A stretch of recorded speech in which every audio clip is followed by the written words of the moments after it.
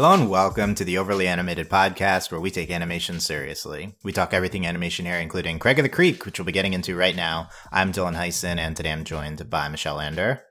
Hello. And Alex Bonilla. Hola. Today we're talking the latest 4 episodes of Craig of the Creek that dropped on the Cartoon Network app yesterday and are airing on October 1st to 4th on Cartoon Network. These are The Kid from 3030, Power Punchers, Creek Kart Racers, and Secret Book Club. And yeah, not aired on TV yet, but are on the app and on demand. So make sure you check these episodes out. Spoilers for these and all previous episodes of Craig of the Creek. We talk Craig whenever these episode drops come up. Here on the Overly Animated Podcast. Find us at overlyanimated.com. Search for us on iTunes, overlyanimated.com/iTunes, or our YouTube is youtube.com/overlyanimated. So yeah, 4 instead of 5 Craig episodes we are talking this time. I like 4, a little bit more manageable from a podcasting perspective, and we'll be getting into these 4 now. So yeah, make sure you've seen them. Michelle, overall impressions of these 4 episodes. I really enjoyed these 4 episodes. I will say, I think of the 4, Secret Book Club's definitely a standout. The Kid from 3030 is also for different reasons, but the Secret Book Club is just such an amazing concept of like, how do we get kids excited about a book club? Because book clubs get a rap for being like, I don't know, like a mommy kind of like 50-year-old sort of activity. But like these are little kids doing it, and Kelsey is brilliant trying to make it seem like cool and mysterious to get her friends on board. And I love that. Yeah, I mean, I think the one I was like the least hype about was probably the Creek Kart Racers, but it's still an interesting concept. But I feel like that one, we didn't really, I mean, it was like kind of just like it felt like more of a standard episode and not so much a standout. But those, I feel like you need those to balance out the really exceptional ones, because if everything's great or everything's standard, like you get kind of used to a boring consistency that's not fun. And this is like kind of a mixed bag in a good way. So yeah, I liked I liked all of them. Yeah. Okay. Sure. Okay. Michelle liked all of them. Gotcha. Alex, what did you think of these 4? Yeah, I think I agree that the obvious standouts here are Secret Book Club and The Kid from 3030. The Kid from 3030 is very interesting in that it's another one of these high concept episodes similar to the Helen episode we talked about last time, where it's like going all in on believing we're in a different sphere, even though they're still at the same time managing to keep it grounded, like, okay, these are just kids cosplaying, but like it still feels so real. And they add some interesting elements to like really make it stand out from other episodes. And Secret Book Club, as Michelle, I think, are already explained very well, it's trying to give off an important message, but in a way that doesn't feel preachy, you know, like, hey, reading can be cool, you guys, but like it manages to be fun about it. Power Punchers and Creek Kart Racers feel like so for Craig of the Creek, they're fine. But they also just feel like, you know, not as memorable, even though they have their pieces that we'll talk about that stand out. I think also especially Creek Kart Racers does a good job with just continuing the vibe of the Creek population as a group, like just being a bunch of kids hanging out together, being chill for the most part. So I like that side of it. But yeah, I think the Kid from 3030 and Secret Book Club are the episodes from this batch that we'll be talking about later points.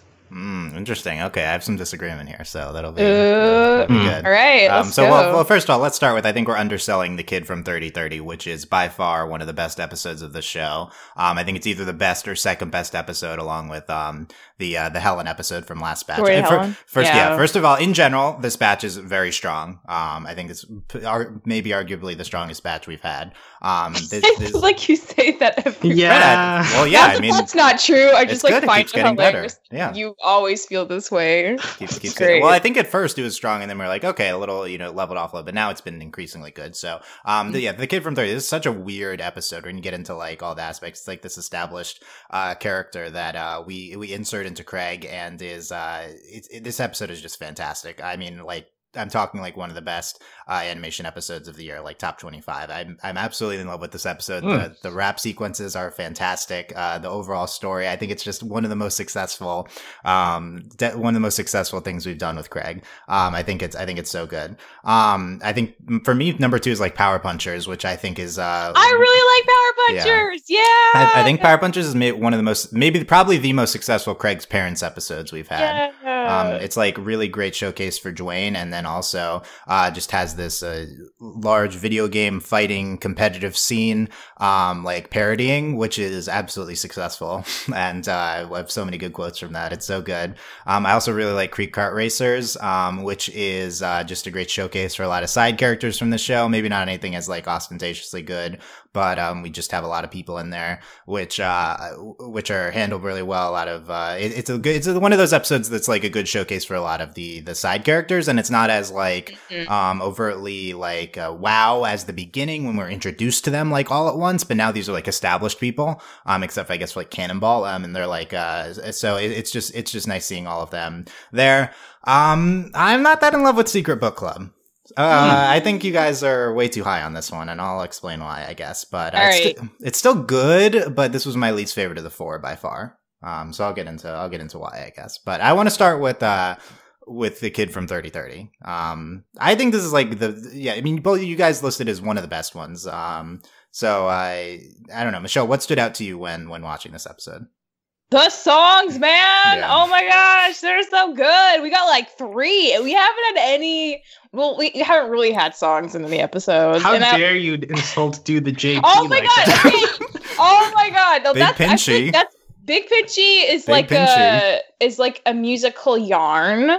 And what are Do you the talking JP about? is like a little commercial jingle, but these are like legit rap songs. This is like a whole other level. This feels more complete. I'm sorry, I love Big Pinchy's song, but like it's not quite as epic as these.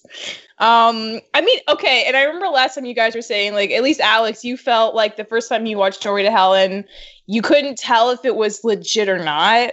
The whole like difference in universe thing, and like, oh, is he really meeting somebody from a different place?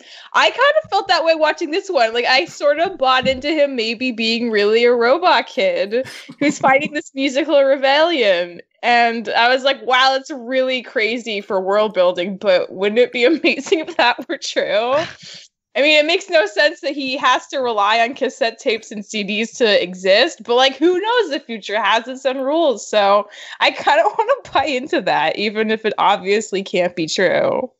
Yeah, we'll talk about that. I also noted that as a discussion point on what's real. I think the songs, why these sound different. These are original songs by Del the Funky Homo Sapien, who voices Deltron, and Dan the Automator. This is an established character. I did not know this going in. I was not previously familiar, but this is an established like character from a like rap opera CD and like a group concept or something.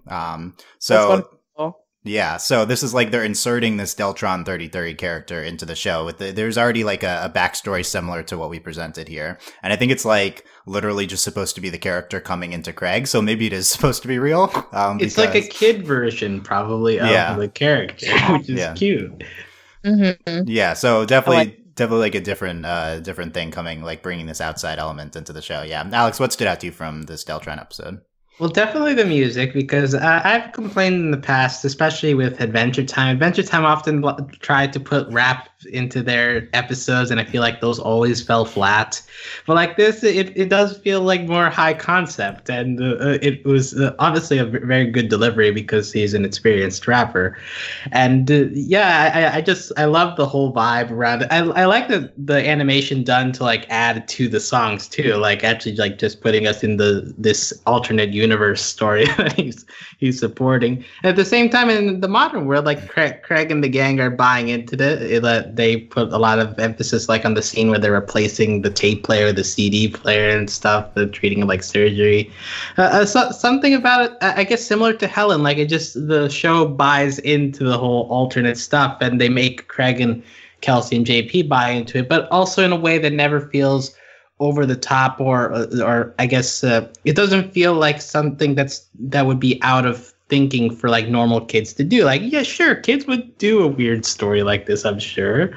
So like it rides a line that is very I think is hard to figure out in most shows. Like it's not going totally absurd, but it's also being weird enough to stray from its normal formula. And so I think that this episode is similar to Helen, is an episode that succeeds on that front. And Deltron is just a very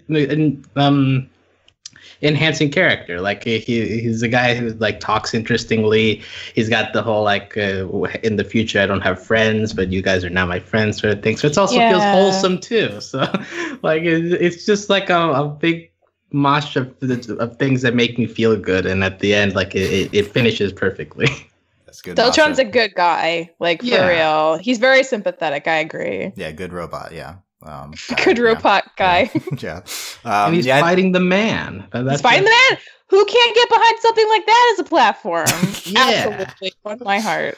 Yeah, I think it is similar to Doorway to Helen, with this like high concept kind of like sci-fi fantasy thing being an aspect of Craig, and it just really landed in both cases. I guess I'm kind of inherently skeptical. If I'd known this going in, that it's like an existing thing being inserted into a show's narrative, I'm like skeptical of that. But it's just so seamlessly integrates with Craig. Like I think it makes complete sense that there would be this kid who's pretending to be a robot, and that they find him, and that like then he starts having these like epic fantasy rap sequences. Like I think it just really works with this show's like aesthetic, the fantasy, like like we've set it up with kind of similar genre things maybe before. So yeah, I didn't even bat an eye with it, and just the sequences are absolutely fantastic. Just like outside of that, the non-rap sequences are also good of the show. Like there's a lot of like great lines here. There's great stuff with Craig and Bernard and the parents. Yeah, really just start to finish. But the three songs we've got Introducing the Kid from 3030, and he's going over the origin of his. He's Deltron. He's the automator, the cassette player. Also, just the concept of they need to like get a new cassette in order to like power the rebellion in the future through his he's in search of analog jams, he says, and he's hiding from these future soldiers who, like, I love the aesthetic of the very Samurai Jack feeling. I feel like of these design. They're kind of just like shadow people. Yeah, I think that's really cool.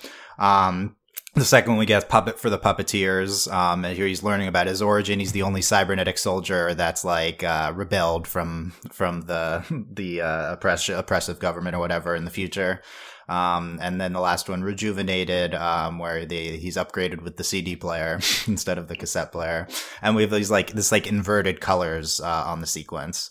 Well, it's like rainbow colors sort of thing. He powered up, man. He can play that on loop forever. He doesn't have to rewind. Yeah. It's a whole new future. It's a new future, yeah, with the CD player.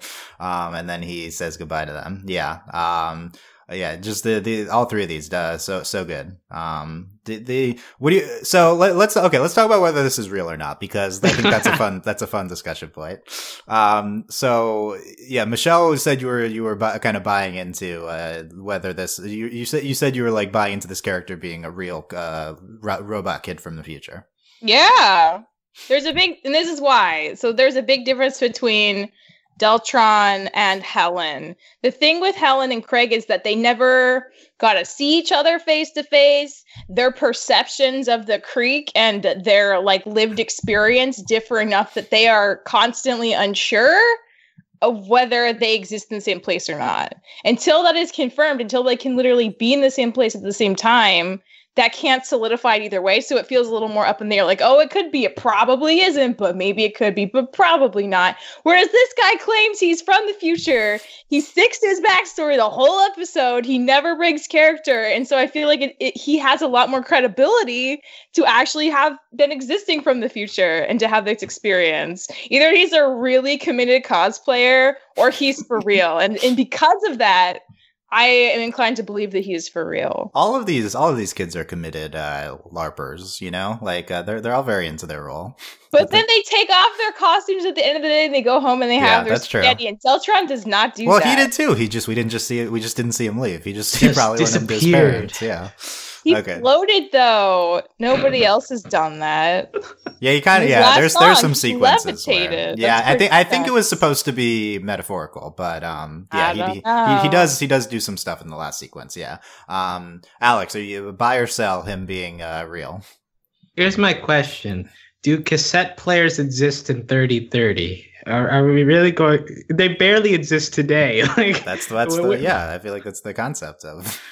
I think they absolutely do. Like the way VHS cassettes exist now, you have all these moms and dads and grandpas who hoard them in their basements and they're preserved for eons and then they're uncovered later and made use of in an entirely new way. Like, I'm not even sure cassette tape is going to last 100 years. Like, after 100 years, wouldn't that tape just, like, run out? Okay, I feel like this shouldn't be the qualm with this. Yes, it is, because if his power source is based off of a that's why source it's so that rare. only exists in our present day, it's impossible to exist in the future. No, he cannot be in the only one left. Okay, anyway, so Alex. Also, I think they do the good thing of the disappearing, where they're like Craig, JP, and Kelsey are like turning their heads, like, oh, it's dinner because of the bell, and so when they turn their head back, he disappears. It's like a good way of like hiding the fact that he just like ran away or something. Like just have them all turn their heads at the same time. Yeah, that end is good, and then there's like scorch marks on the ground, so it's like, ooh, did he really disappear? But yeah, they just turn their heads. There's the sequence in the basement where he like looks at the box and like we see his like in theory robot. He's scanning it. We see that, so that might indicate he's real. At the same time, he's always doing his own sound effects with his mouth the entire episode, and you see that. That definitely indicates it's not real. I want to talk about 3 episodes in the continuum of Craig and it being unclear to the audience / Craig himself what is going on. So we have Last Kid in the Creek, Doorway to Helen, and this episode, Kid from 3030. And these are like the spectrum we've gotten of Craig being unaware versus the audience being unaware. In Last Kid in the Creek, Craig has no idea what's going on in that episode. He's like left in the dark the entire time. But we as the audience know that the witches are tricking him, and that there was like there's like a disease going around or something. You know, like we understand why there's no one there. So like Craig doesn't know, but we know. Doorway to Helen. Craig completely has no idea again, what's going on, but we kind of have some idea because we interpret that that Helen is homeschooled. Like we understand that line, but it's still not 100% clear. Like, but we kind of understand she's coming to the creek at a different time. So like the audience, somewhat understands. Craig has no idea. This episode, if this kid is fake, if this kid is like, is just a LARPer like everyone, then Craig again has no idea. He's completely buying into it. But we also have no idea because we're given no indication that we have no reason to disbelieve him. I think that's the thing that feels so different between this and the Helen episode. Right, so that's like, you know, there's Last Kid in the Creek, we definitely know it's fake. This episode we have no idea if it's fake, you know, Dory and Helen in the middle, and I think there's still some reason to believe it's fake. First of all, we should assume that everyone is pretending in the creek. I think that's my assumption. Is like whenever we see an episode like this, it's meant to be like, oh, this is the kid who's pretending to be a robot. Like I think that's kind of the inherent concept of how we integrate Deltron into Craig, is like, okay, he's going to be the robot kid.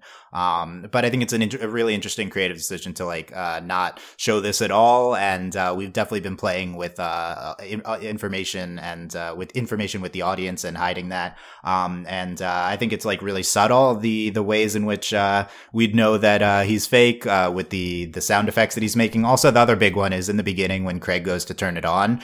He's supposed to be like powered down, but then he's like, oh, it's the triangle button. So I think that's the indication. Okay, that is a point. That's the indication that he's pretending here. So I loved how the episode handled it. Yeah, it was really fun.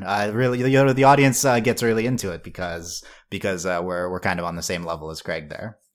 So yeah, I think those are all recent episodes too. So I think it's interesting how the show's developing with showing these more high concept things and how much we know.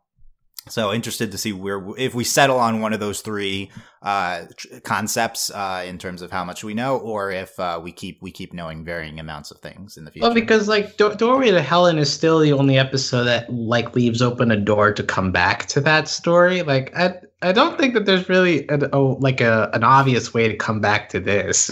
I mean, the kid could just come back again, but I think they leave it open for a lot of these minor characters to come back at any time, and it'll just make as much sense because they leave for kind of no reason anyway. Dory to Helen feels unresolved. This episode feels resolved, though. Yeah. Yeah, so it's so that's another aspect too. But I've loved how we've been handling that, and yeah, it's so there's the like the concept of seeing Deltron as the kid, and then him disappearing here. I think it's a really complete arc with this character. We see like the three aspects of him shown in song form. And also really cool seeing how everyone reacts to him. Craig's obviously very into it. JP is like not understanding that 1,000 years in the future. Like he's so dead. I'll be like, balls. So good. Yeah, and Kelsey's like, oh, it's a robot. Yeah, he's like, JP's like, why is your voice so deep? Because like, duh, it's because he's a robot. Like, respect. Of course, him. That makes sense. Yeah. Other good JP Kelsey things in the episode. JP's wood detector is a good part of this. He's like, hey guys, this tree is wood too. It's just as a wood detector in the creek. And Kelsey finding Deltron, she says, my dad says if the computer freezes, you give it a hard reset. And goes to bash him. Kelsey almost bashes several things in this episode with her pretend sword. We got a good Kelsey line with let's go take some stuff from Craig's dad and eventually return it because we're good kids. Yeah. Yeah. And Craig and Kelsey interaction, I think, with the we have like them performing surgery on Deltron several times. The scrub thing. Yeah. Did you just call me scrub? That's what the surgeon's assistant is called. Yeah. She like reluctantly accepts. Yeah, she's like, I don't know. She's like still kind of mad at that. But yeah, I love Kelsey being upset at being called scrub. That's very good. Deltron himself, I guess why Deltron is so impressive to me and how he's used in the show. It's not just the song sequences. He's also just really fun, just talking. Like he has a great voice, and he says a lot of. He's talking about post-apocalyptic recreation corners, parks for short. Parks for short. Yeah. So good. Yeah, he has this back and forth with Craig. In the future, school dances are for the obedient masses who can't think for themselves. And Craig's like, ugh, right? Like, Craig hating on dances is hilarious to me. I do want to say this is an undershined moment, but Bernard going to his junior prom is so good. Okay, nitpick about this episode. Are we really going to keep going on the Craig not feeling noticed by his parents thing? Is that really a thing that we need to keep hitting?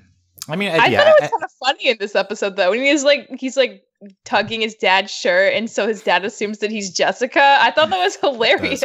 Also, the moment where his mom glares at him, like once he's like, "Shut up already!" Yeah. Like it's kind of funny that, but like at the same time, I feel like for the purpose of Craig's character, it feels like we're kind of just going in circles at this point on that front. It didn't feel like an opening that really needed to be here. Like it doesn't get touched on again in the rest of the episode. Yeah, I agree. I agree. We've done it before. I think it's just successful within this episode. But I would like to see new territory with Craig here. But I also think it's like realistically a thing that would come up. It's many very times realistic with a kid. Yeah. If you have an older sibling and they're in a different part of life and your parents are celebrating that with them, you immediately get jealous. It just happens. It doesn't matter how many years it's been. You always get a little jealous. Yeah, I have an older sister who's like 4.5 years older than me, and like every time a cool new thing happens, like, oh wow, she's getting married. Oh, she got a promotion. I'm like, that's cool.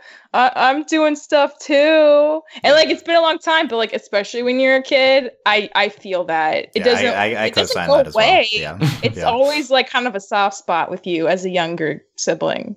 Yeah, so I think it makes sense to hit on it multiple times. But also, the other thing is it integrates well into the Deltron plotline, I think, with Craig talking about the school dances with him, and then how they come back to the house. I was really impressed with there's a line that says, parents cannot be trusted. They ended net neutrality. Yeah, yes, yeah they ended net neutrality. So good.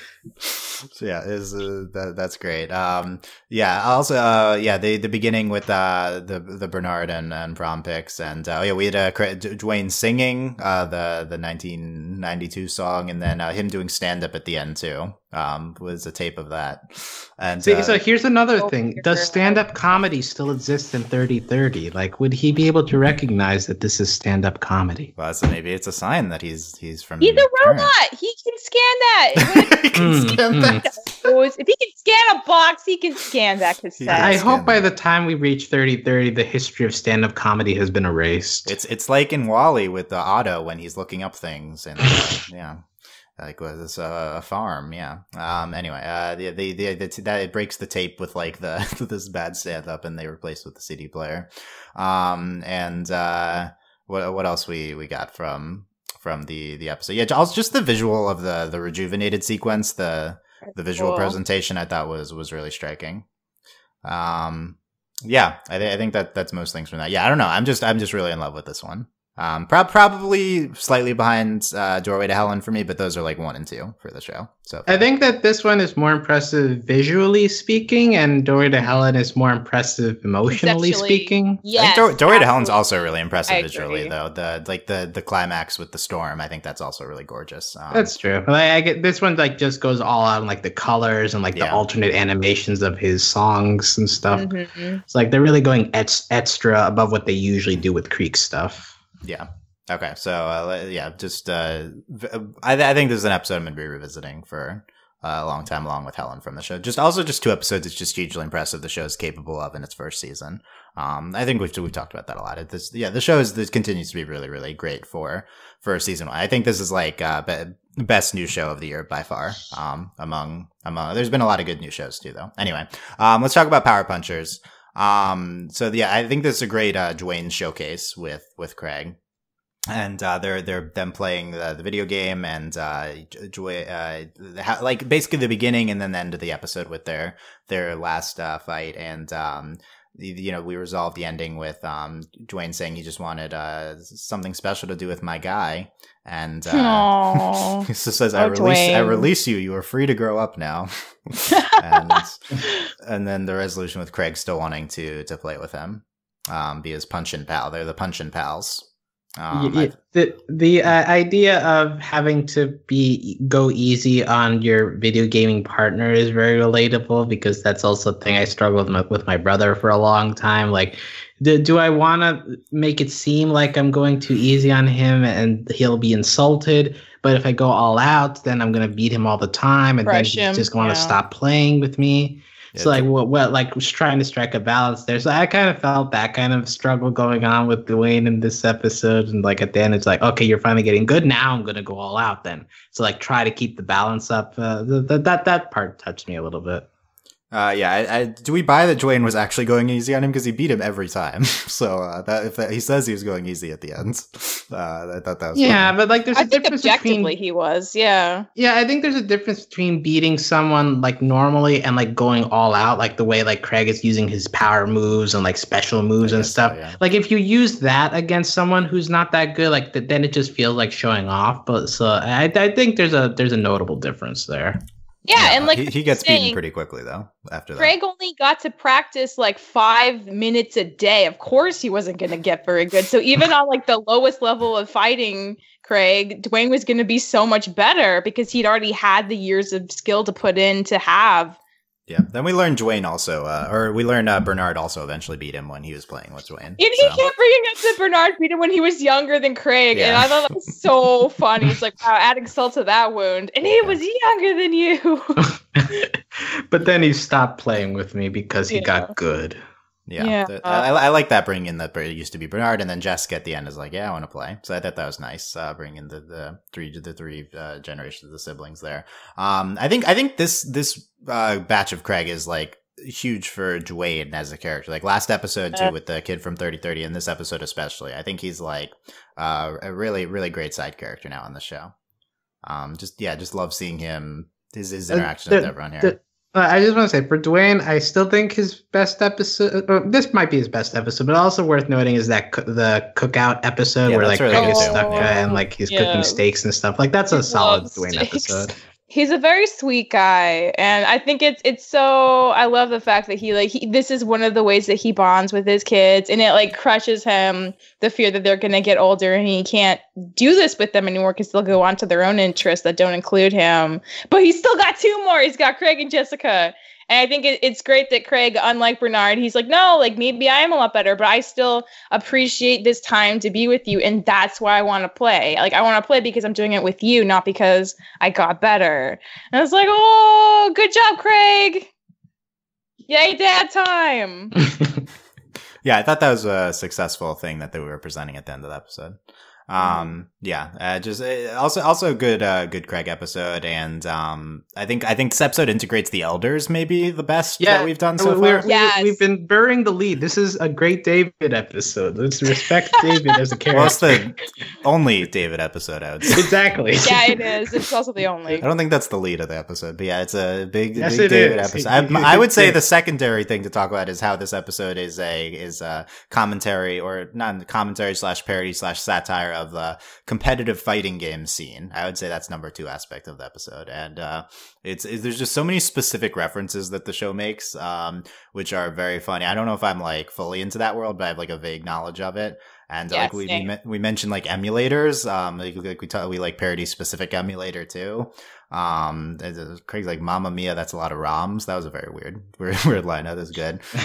David's like, an anchored head, huh? I see you're a man of refined taste. Which is very much something that a person like David would say. Car salesman would say. No, also. I think this is like an internet person type thing. We're gonna talk about what really matters: frame data. Like, oh my god, he says it with so much excitement. Like this is his jam, clearly. Craig is talking about frame stuff, and then he's like, it's a simple comparison between stun time and startup time. Like, oh my god. This is such a specific thing we're doing here. And it was fantastic. We have like KO at the end. That's a good reference to make with a Tiny Boxer video game. Yeah, tiny Boxer, yeah. So Alex, do they all take place in the same world now? Is that confirmed? I think what was explained was that Steven Universe is a show that exists in the Craig of the Creek universe. So maybe KO also is a show that exists in the Craig of the Creek universe. Yeah. And this is like a knockoff game. There's like copying KO's design. KO is just integrated into universe. Whatever the 90s. But then why would they need to rename it? It's from the 90s though, so maybe consider that. Yeah. Oh, so what if KO ripped off this game? Ooh. Yeah.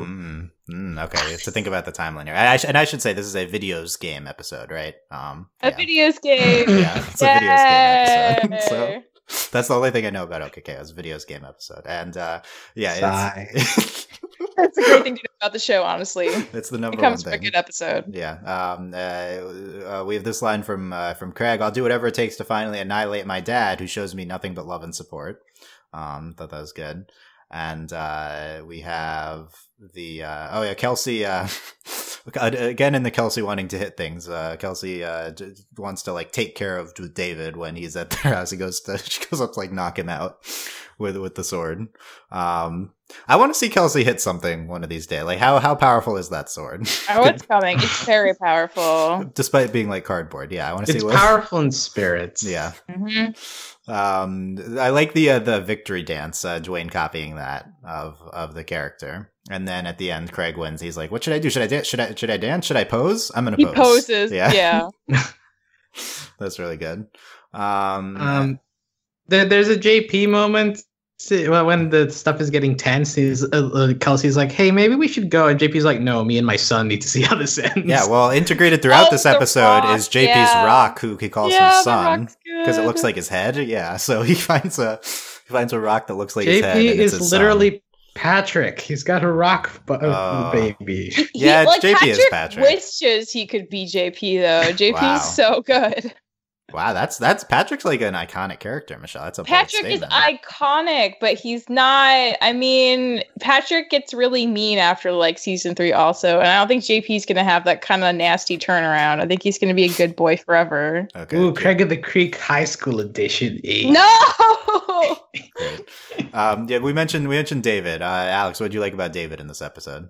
Well, I also liked how he was very sweet. Like this entire show is just like everyone being sweet to each other. But like it feels, it's like offering to help him out just because like, hey, somebody else plays the video game that I play, and like when Craig is being very bad at playing video games, like that was nice in a free spirited sort of way. So like he's just being nice at every turn. It's like it's a little different from the leader of the elders, who's like a little more snarky with the kids usually, unless he gets like snacks from them. Like he's just nice all the way through, and then at the end, he's very impressed at like seeing Craig fulfill his true potential. Like it's just David is nice. He is my favorite elder now. Wow! After one episode, he's your favorite elder. Yeah, I mean, he deserves more screen. This episode showed me he deserves more screen time. He shouldn't be a sideline as he's been so far. Yeah, I mean, this is definitely the we mostly been focused on Mark, the main elder, yeah, so far, and this is a big episode for David. I think like this and Kelsey Quest, I feel like, are the show integrating the elders the best so far. This was pretty seamless, I think, into this episode. So yeah. Also, another thing here, he's voiced by Zachary Steele, who voices Ronaldo on Steven Universe. This is a nice version of Ronaldo, kind of. I know, this is what I wish Ronaldo was, real talk. Someone who would just emphatically love certain nerdy things, didn't get into other people's business and cause problems, who could just be like a positive person. And like, he's enthusiastic about his nerdy stuff, but he doesn't go all the way deep into conspiracy stuff, you know? Yeah, how dare you? Ronaldo is perfect on his own. Oh, don't you dare! How dare you? That name into this beautiful show anymore. You said Ronaldo. I said it first. Alex said Ronaldo first, okay. and I was commenting on how much better. No, he should have been Ronaldo here. That'd have been better. Absolutely not. False. No. That is enough false. World. Okay, so overall, Power Punchers, we enjoyed this episode. Yes. Okay. Yes. Creek Cart Racers. Creek Cart. The interesting narratively, we do the thing where we start with the scene from the middle or the end. And then I think we like kind of lampshade it by saying, we're all very clear about what's going on in this situation. Okay. No, we were jumping in the middle. I thought that was good.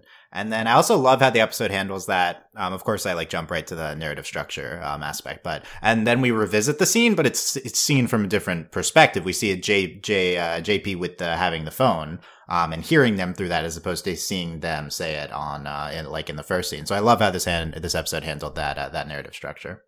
This episode very similar, by the way, to a Powerpuff Girls episode from this year. Just kind of like a multiple side characters racing. Seems like a familiar trope thing. It's probably a cartoon trope. Like, hasn't this been a thing since like Wacky Races? Yeah. It's definitely other shows done this too. Good use of Sailor Boy here. Getting a lot more focus. He's giving out his pool pass. Yeah. And it's the first annual Creek Cart race. Our drivers are Eliza and the Tea Timers. I was very excited to see them again. And Eliza's the music and then Eliza's voice. It's just like perfect, like everything surrounding them. She says, "I guess it's up to us to bring this race some poison grace. I'll have Daddy bring me a car, and we'll surely win this race." Does she rhyme all the time? That rhymed. No, that seems like a new thing. It's very menacing coming from her. She should rhyme. And then later she like throws their entire teapot at I know, like sabotaging. Is nobody like a ref for this race who can like call out that stuff? It's all, no, I think in the beginning they say everything's legal. So I think it makes sense. Oh, that's true. Everything is legal. Yeah. So I love having them there. Jason and the Forest Scouts are there. Jason as a racer. He's introducing Racer J, the foreign exchange student. Is that a reference to Racer X? Like, yeah, I guess so. Speed Yeah, Racer and stuff. Yeah, and then at the end, Boris is like, "The J was for Jason." I thought that was good. I think that Jason, I thought, was very sympathetic this episode. Actually, he's like, he was self-conscious, so he needed to invent this persona. Yeah, so that people would like him, which proves he knows that people don't generally like him. Yeah, which is hard. It's hard to know that and want to have a very ridiculous scheme to be like, oh yeah, so they'll fall in love with this cool version of myself, and then when I win, I'll tell them to be friends with Jason, and then they will because they like this alternative version of me so much. Like, to come to that logic, it's just like, yeah, I feel for him.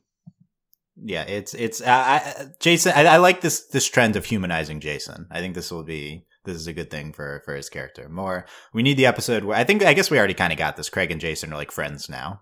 But even more so. Now I want them to be actual friends. Let's do it. Yeah, they're not actual friends. I think they were willing in a moment of strife to put their differences aside to achieve a common goal, but they're not. They need more to be friends. Yeah, eventually, not yet. Well, we're still in season eventually. 1. We have Cannonball from the 10 Speeds. I don't remember if we met this character before. He definitely didn't talk. I don't think so, because he's voiced by Jeff Trammell, and I feel like we would have noted that at some point. Cool. Oh, yeah. Well, I didn't know that. That's very cool. Jeff voiced him. Nice. Yeah. I mean, he might have been. I don't know. We saw the 10 Speeds episode, but we mostly focused on Handlebar. He's very chill. I like him. Yeah. He's like non-problematic fave, right? Like he's oh my god, you're right. He's non-problematic. He says, I roll pretty fast, but that doesn't mean I'm better or worse than anyone else. It's great. He's just really nice. Yeah, he's the fastest kid. He's never lost a race. Yeah, so that's good. And then Craig wants to enter. Clearly JP wants to enter, but then Craig ends up entering. And then there's this whole thing of like JP really wants to do it, but Craig's doing it. Yeah, I thought that was pretty interesting and well handled here. By the way, when Craig says he's gonna enter, then we have this like anime standoff with shots of them. Anime, yeah. It's like orange, yellow background. Yeah, it was great. I thought that was fantastic. Then they go to Junk Lord. Junk Lord return in this episode. I kind of love Junk Lord in this episode. He's just very true to himself, and he gets that full pass, even though I'm not sure it belonged to him, but he did make the sponsor. If he owns 100% of them, then yeah, he gets the full pass. Oh my god, that's a good point. He does. That's how this was. Really, Michelle, it was a commentary on like sponsorship and corporate involvement and things. Yeah, that they really reap the rewards. I was just watching the episode for the fun car races, but all right, if you want to bring that into it, I guess that's true too. It was great. I thought Junk Lord was very good here. He has a Daiki Makura in this episode of like a homemade one. Apparently, it's supposed to be Chrom from Fire Emblem. Is that Japanese for body pillow? Yes, it is Japanese for body pillow. Yes. Oh, okay. Yeah, you gotta translate for the non-weebs here. Because I'm sorry that you didn't. I didn't know what that was. Yeah, it was great. He's just clinging onto it for multiple shots. He's sponsoring them. He wants to brand his brand name Junk Lord with an E, and they're only borrowing his junk. Does Junk Lord like Lord the New Zealand music artist? Yeah, it seemed. I mean, it did seem like he was not commenting on the fact that adding an E spells Lord the artist. Yeah, wanted it to be a little more flary. He wanted something extra special. Yeah, it makes him fancy. Yeah. He wants a fancy name. Yeah, JP like sliding down the hill. I like Mortimer passing the wrench. That was a good sequence. And then I was so upset. Like he'll just has to pick it up, and then Mortimer flies off at the last second. There you go. Yeah. Here's your wrench. I like listing all the aspects of the car, and then it's like wheels, and then moving. Wheels, yeah. That was good. Describing the helmet to Craig. The flames will make it look like you're going faster, and the backwards R is charming because we're children, says JP. Yeah, I like false. Backwards R are charming. No, but it's charming because the kid's doing it though. I like them being aware of them specifically doing things, stupid things because they're kids, and that being charming. Yeah. Craig skims his knee. JP's racing, and this whole thing then of Craig trying to tell him what to do versus JP following his instincts. So I guess it's like a JP in the shadows kind of episode. First, she had an episode titled that JP in the shadows. That'd be such an interesting episode. What would it be about? Maybe like how they meet JP, because I feel like Craig and Kelsey were friends before JP joined them anyway. Maybe because they're the same age. I think we said that we want an episode of them meeting JP, the origin story. We referenced it in an earlier episode, I think. JP in the Shadows could also be like a good title for a Halloween episode where like JP thinks he's a werewolf or something. And there should be a Craig Halloween episode. Do that, and he'd commit to it so hard, and they'd have to ask the witches to un-werewolfify him. Right. Werewolfify. Good. Yeah, we need a Craig Halloween episode with the witches. Yeah, that would be great. I don't know if it's coming or not. We probably won't find out for a while. But yeah, it's JP good JP character work here. He's racing the teapot stuff. And then JP wings it, and he like jumps over everyone and wins. Cannonball just says that's dope, yo. Yeah. He says the curse is lifted because maybe to him it's like the dodgeball kid, right? You have this expectation to always win, so you can't break it till someone else breaks it for you. Yeah, it relieves him of that expectation. Or maybe he was literally cursed by the witches. What about that? Oh my gosh. Anything's possible. Yeah, anything is possible in the show. Another good Eliza line was, we may have lost, but we still look the best. George, please dispose of the car. I like that. Speaking of cars, important continuity. It turns out that Jason is using the toy car that they stole from Craig that they got from the Silver Queen. That from that's mean. Yeah, the cicada episode. Yeah. Wow, that is good continuity. That's like 3 episodes in a row now with the plot line of the car. Yeah, and then Junk Lord gets the pool pass. Overall, a fun episode, I think. Great kart racers. Secret Book Club. Okay, let me tell you why I think this episode is not that good. I think it's good. I think it's fine, but it's basically I think this episode is unlike Craig. Craig usually does not do this. I think this episode is too into the narrative that it's trying to tell.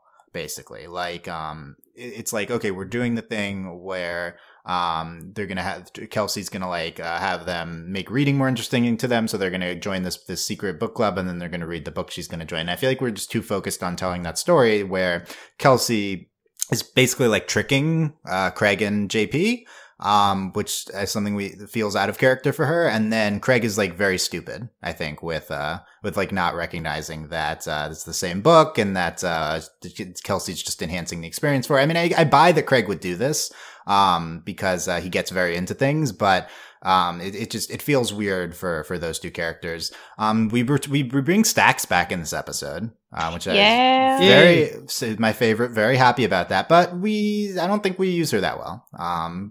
First of all, we feel a need to remind us that she makes book reports for people. We spend a lot of time with that. I got that from the first Stax episode, and then she's really just Kelsey 1B. She doesn't really do anything. So. That being said, there are some really good aspects of this. I love how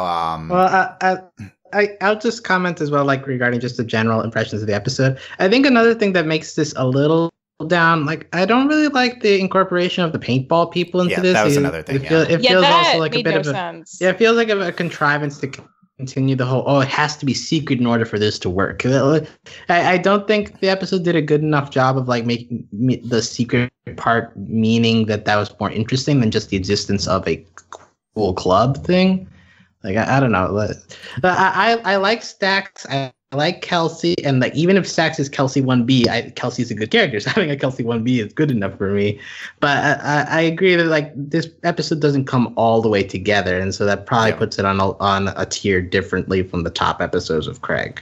Yeah, well, I think, the Paintball Kids, that was mostly in this episode, it was not well integrated. I also just think the Paintball Kids are one of the worst side characters so far. I don't really get the point of them. We just know nothing about them. They've barely been existing in the season so far, so there's just not much to go on. But I will say, Benny joining the book club at the end, I loved that. I thought that was so, he was so into it. It was a cute turnaround for him. That was like the best thing we've done with any of the Paintball Kids so far. So that was nice. That's fair. Yeah, but I don't know. Maybe you guys can point to the things that particularly stood out to you as we go along. To me, like the best part of the episode is this part where we transition from Craig reading the book into this fantasy sequence of Veronica and the Time Spoon, and we see actual Veronica like doing whatever nonsense that's talking about the time dessert continuum. Just in general, Veronica being this stupid fantasy book, I think is pretty funny. Spoon lets her travel through time, but only when she eats pudding. It was very weird to see that sequence again, but it also just points to Craig, like now that they're deeper in, they're doing more of this like animating stuff that isn't Creek stuff, or like animating the imaginations of the characters. So it just feels like another example of them being a little bit more open to that now that we've settled the groundedness of the general show. Yeah, I think I love that, and it was at least the most visually interesting thing for me. And it just pops, I think, looking back at that. The whole Veronica thing, and also like the pages of descriptions of pudding. A lot of teen book parodying here.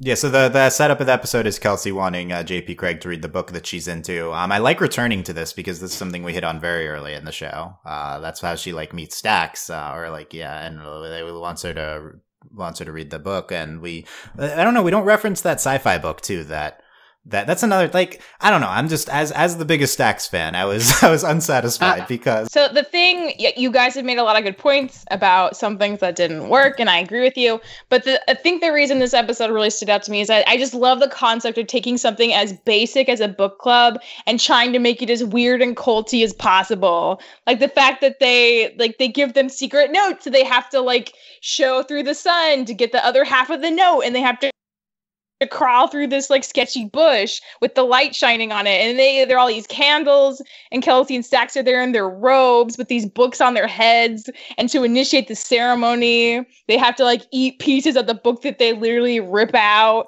and just chomp down on. Like, I love how insanely weird and ritualistic that is. Like, if I was going to be in a book club, I would want it to be that cool, and I just love that as a concept on its own. Yeah, we have a lot of great parts about the secret book club. We have they're called pages. We turn one at a time. Yeah, but the bookmark is the person who's talking. They the initiation of tearing out a page. Craig is page 12, and then JP from henceforth you'll be known as table of contents. Contents. That was I think that was the best joke in the episode. JP tearing out the table of contents. Yeah, that makes sense. And then Kelsey is the highest bookshelf is what they call her. Mm-hmm. Yeah, I thought that was pretty funny. Yeah, I love ritual stuff. Yeah. Back to Stax. We had this thing from we had this like background continuous narrative, much like the car the car that they stole. Where in the open book episode, Stax is like trying to get Kelsey to read the sci-fi, and then later Kelsey is reading that book to them. I think in the Cicada episode, and then later we mentioned that she's into sci-fi now. So another like 3-episode progression thing, and no, we don't mention that at all here. But yeah, but Stax as helping Kelsey lead the meetings, and also Stax in the beginning with seeing her with the book reports. We get this guy going up to her with the report. He says, "You got that Ukbe report, Ray?" And he's like scratching his neck, like very blatant, like junkie like thing we're doing there. That they're addicted to having their work done for them, Dylan. I thought that was a very strange drug reference in here. Charging legit cash for her services and not candy, because she could buy a lot more candy with actual cash. She got like 3 pieces of candy. Yeah, come on. Yeah, that's like not that much. She could buy a whole bag of like the really bad like peppermint gumdrop like black licorice packs, and she would have had a lot more. I just want to highlight one exchange in that first scene where like Stax like, no, I've been busy too. I haven't been able to read the book. And Kelsey's just like, I'm dead, Stax. You killed me. Yeah. That was my favorite line of the episode. I'm dead, Stax. You killed me. That was actual like camaraderie between the two that we showed. Right. And I was like, my feeling was that I think that this episode does a good enough job in the first scene of like going back to, hey, Kelsey and Stax have an established relationship. It's just been off screen, but like they're friends. So I would like a lot more of that, please. Yeah. That scene hinted at that that line hinted at that for sure. That was good. I think the rest of what we hit on the episode is Craig and JP, getting into the secret book club and trying to read the book. We have this sequence of Craig trying to read in secret, and then he's in like the bathroom and like squeezing the bottles. It's a very elaborate machine. It was brilliant. This is very odd. Like he has the specific sounds what the bottles are making. Then they're there, but then they didn't read enough there, and Kelsey's like unhappy, but then they didn't even get to the good parts, but then they're all that though, because like if you read a book and you're so hyped, and the issue is you have no one to talk about it with, to share your feelings, then waiting for them to read it, but they're not as hype as you because they don't care really. And it's like, oh yeah, I read like 4 pages. It's like, no, you can still talk about nothing. What are you doing? You need to read more right now. I totally felt that. That's her fault for setting the deadline just as the next day rather than by a certain chapter. I did feel Craig and not being able to read a lot overnight. I felt that. At the end, Kelsey, the Mikey's there, or no, Benny's there, and they're gonna like attack them. And we have Kelsey's narration. We had a Kelsey narration last episode too, by the way. So that's 2 in the sequence. Well, also, I think the final shot of this episode is just Kelsey smiling at seeing them all talking together. She's like, I did something, you know. Yeah, so the Kelsey narration is, she's to decide whether to reveal the secret book club, and then they do, and they bring Benny in. I feel like the Kelsey, we should have a part where it's like Craig and JP are like, oh, we if it means so much to you, we do this like unprompted. Kelsey, like we don't, there's no follow up to her like making this entire elaborate secret book club, and it's just like, oh, they're all together, and that's good. It's good that Kelsey did it. It feels weird for her character, at least to me. I don't know. But yeah, in general though, the biggest thing is like, I feel like usually Craig has episodes that, it feels like the character leads to the plot that we're doing. Like they're just behaving in a natural way, like natural character behavior leads to plot. And in this episode, it felt like the plot, dictated what the characters were doing. So that would be my criticism. Still though, a lot of good stuff here, especially I really love that Veronica sequence and just the Veronica parodying in general.